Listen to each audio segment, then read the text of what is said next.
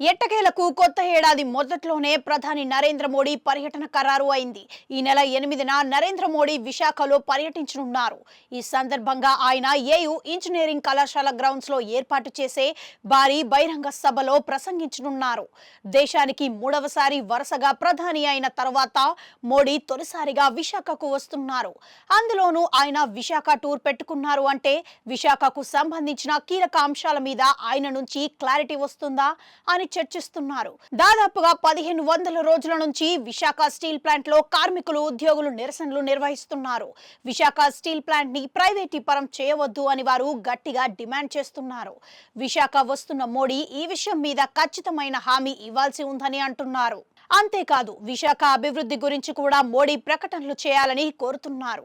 గత 10 ఏళ్లుగా పెండింగ్లో ఉన్న ఉత్తరాంధ్రకు సంబంధించిన విభజన హామీల మీద కూడా మోడీ స్పష్టమైన కార్యాచరణ ప్రకటించాలని కోరుతున్నారు. అయితే మోడీ విశాఖ స్కెడ్యూల్ ఈ విధంగా ఉంది.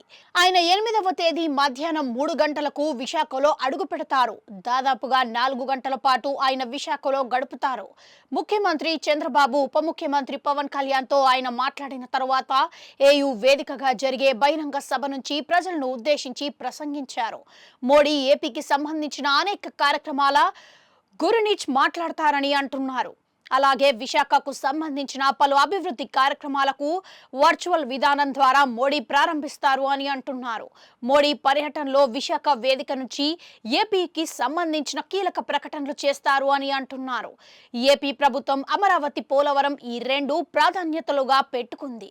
దాంతో వీటి మీద మోడీ మరిన్ని వరాలు ఇస్తూనే అనేక ఇతర అభివృద్ధి కార్యక్రమాల గురించి కూడా స్పష్టత ఇవ్వనున్నారు అని అంటున్నారు. ఏపీలో పలు జాతీయ రహదారులకు ఇప్పటికే కేంద్రం మంజూరు చేసింది. వీటితో పాటుగా మరిన్ని కార్యక్రమాలకు శ్రీకారం చుట్టనున్నారు అని అంటున్నారు.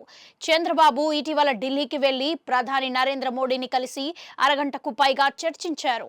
దాంతో పాటు ఏపీకి దండిగా నిధులను ఆయన కోరారు.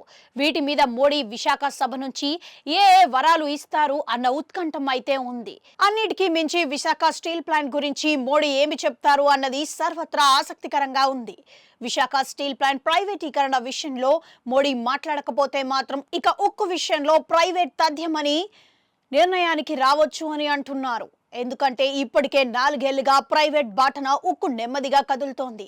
ప్రధాని ఈ విషయంలో మాట్లాడకపోవటం కూడా మరో అర్థంగా భావించుకోవచ్చు అని అంటున్నారు. చూడాలి మరి మోడీ ఉక్కు కర్మాగారం మీద ఏ రకంగా రెస్పాండ్ అవుతారు.